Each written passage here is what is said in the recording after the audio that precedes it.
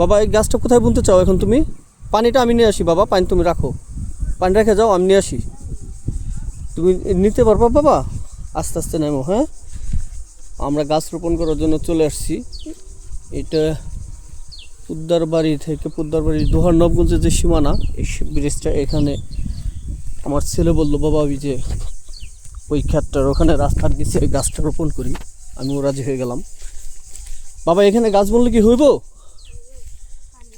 পানি আছে না? ও, পানি আছে, তাহলে এখানে বুনতে চাও না ওই সাইডটা বুনতে চাও?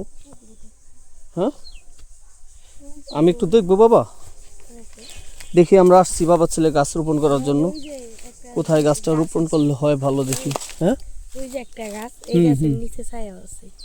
না ছায়া না, একটু হালকা রোদ লাগবো, পানি জানি ভিজা মাটি থাকে, তাহলে গাছটা ওই যে ওইটা আমার মনে হয় এখানেই হইব বাবা, কারণ এখানে ভিজা মাটি আছে, তাই না?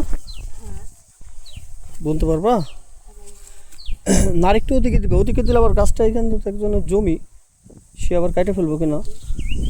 কাটবো না, এখানে কিছু করে না তো, বুনো কাটবো না। আমরা এখানে একটি মালবেরির চারা রোপণ করতেছি। আমাদের কথা হচ্ছে জমি জারি হোক, চারা রোপণ করো। একটি চারা রোপণ করলে একটি বৃক্ষে রূপান্তরিত হবে, একটি বৃক্ষ থেকে হাজার বৃক্ষ হবে, এবং অনেক পাখি মানুষ ফুল ফল খাবে। হ্যাঁ, এই থেকে না, দেখো তুমি আরেকটু দিলে দাও। হ্যাঁ, এইটা এতই সহজ যে যাতা দিয়ে লাগায় শুধু মাটির মধ্যে পুঁতা বা গেড়ে দিলে হয়। হ্যাঁ, এই গাড়ার পর্যন্ত দিলে পরেই খুব সুন্দর হয়ে যায়। বাবা পানিটা একটু করে দাও, এই যে এই সাইডটা একটু দিয়ে দাও, আমি বুঝাই দিই। হ্যাঁ, একটু চাপ দাও, নো দাও, আমি দিচ্ছি। একটু চাপ দিয়ে এখানে আব্বা, এই যে এখানটায় একটু একটু ডাবাই দাও, এখানে যে যেন পানিটা থাকে। হ্যাঁ, ধর আমি দিচ্ছি, তুমি একটু দেখি, ব্যথা পাবো না। হ্যাঁ, আশা করি গাছটা হয়ে যাবে ইনশাল্লাহ। ঠিক আছে বাবা, তুমি হাতটা দিয়ে ফেলো। হ্যাঁ,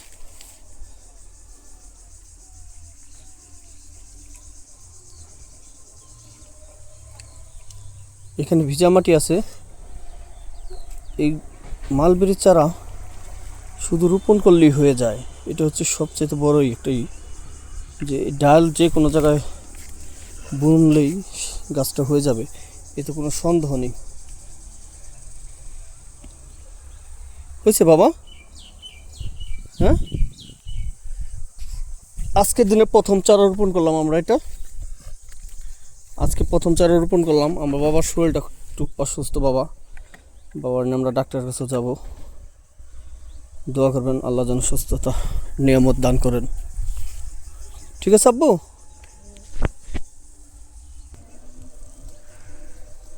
দেখুন, আমরা শুধু একটা ডাল রোপণ করলাম, এখনকার একটা দৃষ্টিতে দেখা যাচ্ছে একটা ডাল রোপণ করলাম, কিন্তু এই ডালটা একদিন গাছে রূপান্তরিত হবে ইনশাল্লাহ।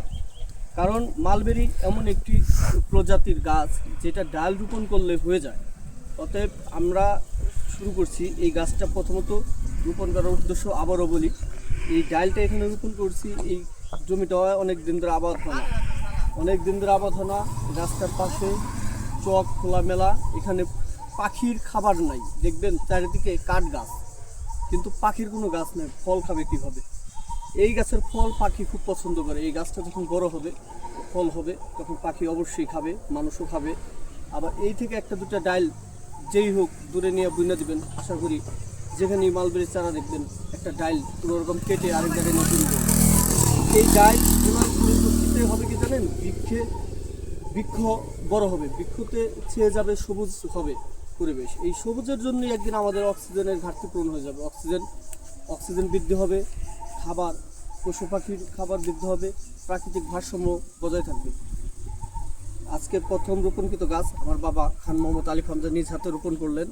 সবাই আমাদের জন্য দোয়া করবেন ইনশাল্লাহ। আমাদের কাছে আরও ডাল আছে, এগুলো আমরা এক এক করে এখন রোপণ করব। আল্লাহ হাফেজ, ভালো থাকবেন সবাই। ঠিক আছে, তাহলে বাবা আসো আমরা যাই আরেক জায়গায়।